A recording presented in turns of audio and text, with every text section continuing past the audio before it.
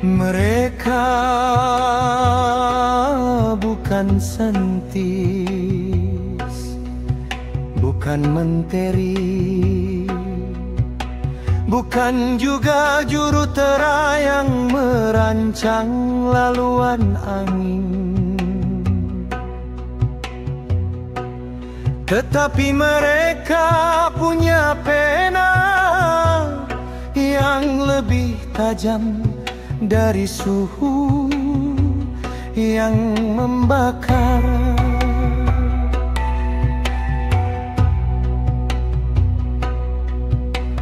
Novelis menulis bumi dalam 1000 halaman tentang kota yang karam dalam gelombang, tentang anak kecil yang lupa bau hujan, tentang cinta yang layu di bawah bumbung dunia yang retak.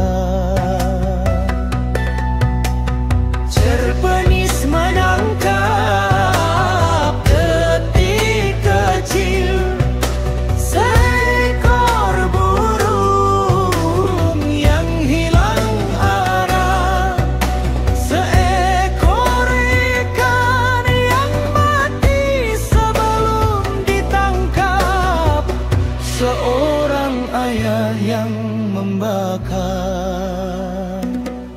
kayu terakhir untuk nasi terakhir,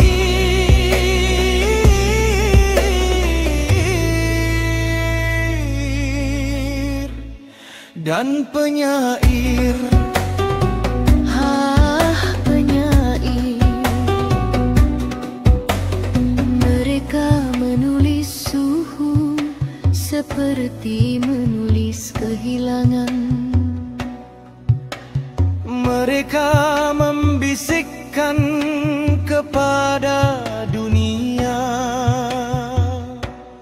bahwa udara ini punya roh, bahwa tanah ini menangis dalam diam, bahwa setiap sinar matahari ada batas yang tidak boleh dilampaui.